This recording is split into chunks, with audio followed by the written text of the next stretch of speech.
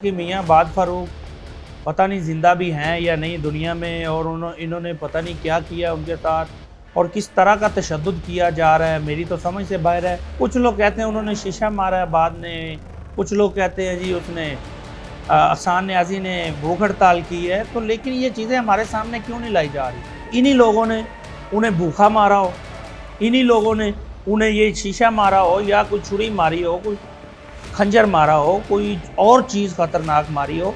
इन्होंने मेरा 35,000 वोट ही उड़ा दिया और वो नून लीग के खाते में डाल दिया।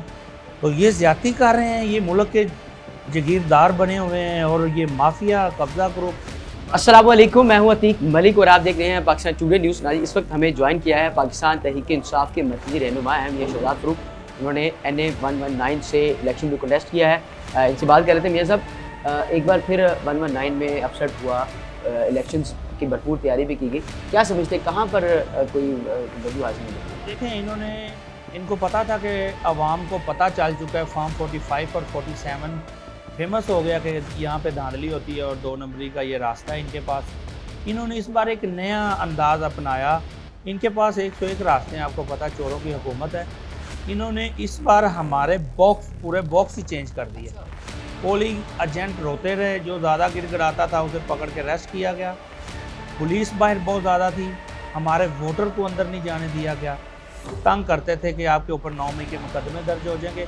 दूसरा, इन्होंने काउंटिंग में जो किया है, हमारा अगर वोट निकला है कहीं से 1000, तो इन्होंने हमारा वोट कर दिया 300 और 700 वही PTI का जो घोड़े के निशान वाला था वो शेर में कन्वर्ट कर दिया।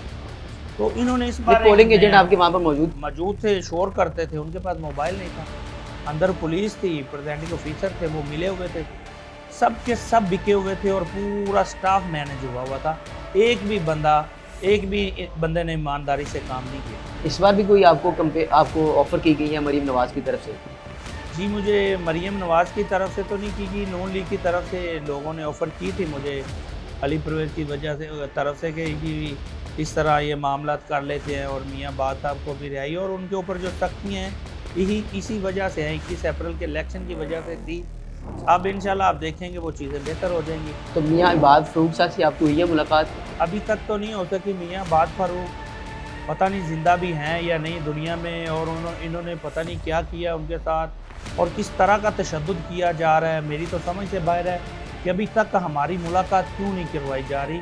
हम चीख रहे हैं, पुकार रहे हैं, आपके मीडिया चैनल की रास्ते से हम पैगाम भिजवा रहे हैं, हम आर्मी चीफ से साहब से रिक्वेस्ट कर रहे हैं कि हमारी मुलाकात करवा दी जाए। मैं चीफ जस्टिस इस जो सुप्रीम कोर्ट है उनसे अपील करता हूँ कि मेरी मुलाकात करवाई जाए, और मैं ये रिट पिटीशन में भी कल जा रहा हूँ कि अल्लाह करे कि मामला हो जाए। वो कह रहे हैं कि अहसान न्याज़ी और मियाँ इबाद फ़ारूक को गायब कर दिया गया है।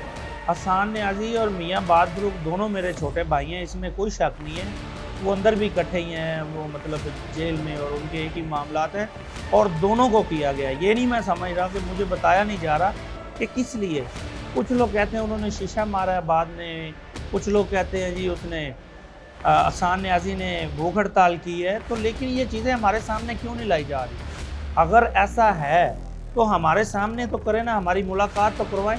उनके साथ क्या जुल्म और ज्यादती हो रही, क्या पता कि ये इन्हीं लोगों ने उन्हें भूखा मारा हो, इन्हीं लोगों ने उन्हें ये शीशा मारा हो या कोई छुरी मारी हो, कोई खंजर मारा हो, कोई और चीज़ ख़तरनाक मारी हो। ये तो इनका इल्ज़ाम है ना कि एक ने भूख हड़ताल की है और दूसरा कह रहे हैं कि जी उसने कट मार लिया, शीशा मार लिया अपने आप को। तो ये मुझे उम्मीद है कि वो हमारे भाई ऐसे नहीं है, ये इन्होंने ही मारा होगा। तो इल्ज़ाम इस आप ऐसे मुलाकात करने के लिए किए हैं? पूरी कोशिश कर रहा हूँ, राब्ते में हूँ, और कहीं से कोई रिस्पॉन्ड नहीं मिल रहा और कोई बंदा मुलाकात करवाने के लिए एग्री नहीं है। अब मैं हाई कोर्ट जा रहा हूँ, सुबह रिट तैयार होगी है मेरी इंशाल्लाह। अच्छा, ये बताइए 26 अप्रैल को पाकिस्तान तहरीक इंसाफ एहतजाज करने जा रही है, आपकी स्ट्रेटजी क्या होगी, कहाँ से आप एहतजाज करेंगे? इंशाल्लाह हम ये शालामार चौक में इकट्ठे होंगे, शालामार चौक से निकलेंगे इंशाल्लाह और भरपूर एहतजाज करेंगे, और खान साहब की कॉल पे पूरा पाकिस्तान इकट्ठा होने जा रहा है इंशाल्लाह। और ये जो इन्होंने 21 अप्रैल को हमारे साथ किया है, देखें 8 फरवरी को इतनी बड़ी नून लीग की लीड नहीं थी, ना ही बन सकी है। मेरे से 12,000 से मरियम मुझे हरा रही है और मैं जीता हुआ था 8 फरवरी को। इन्होंने मुझे 12,000 से हराया। इस बार ये 26,000 की लीड मारे हैं, जो कि आपको पता होना चाहिए, आपको भी पता है कि ज़िमनी में टर्न आउट कम होता है। और इन्होंने तो ये परवेज़ लाई का देख लें, मुनस लाई का देख लें, और पूरे पाकिस्तान में इलेक्शन देख लें, 40-40 हज़ार की लीड करवा दी है। वो कह रहे हैं कि पीटीआई के वोटर निकले नहीं इस बार। इनको डर है। मायूस असल वोटर जो था वो था नून लीग का। वो इसलिए कि ये जो चोर और डाकू शरीफ बरादरान और जरदारी, ये दोनों जब से मिले तब से पाकिस्तान की आवाम ने इनको मुस्तरद कर दिया है और बिल्कुल इनको वोट देने के लिए तैयार नहीं थी।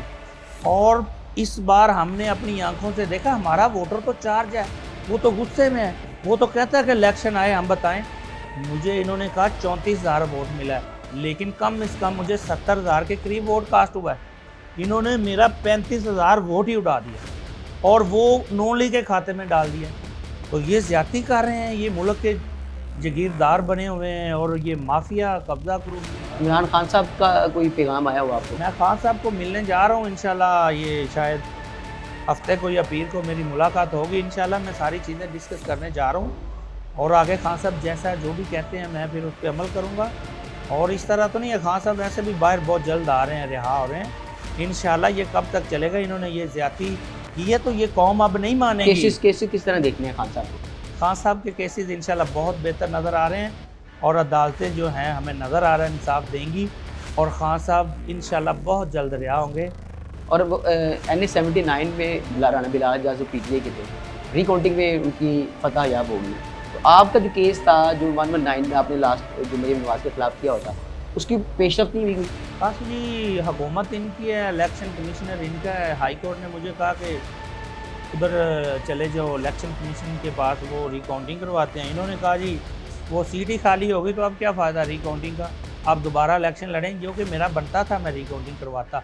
लेकिन उन्होंने कहा, मैंने फिर सब्र किया, मैंने कहा ठीक है हम दोबारा लड़ते हैं। और हम लड़े हैं और बड़ा अच्छा मुकाबला किया और हमें पता था कि 5 साढ़े 5 बजे तक तो हम जीते हुए थे।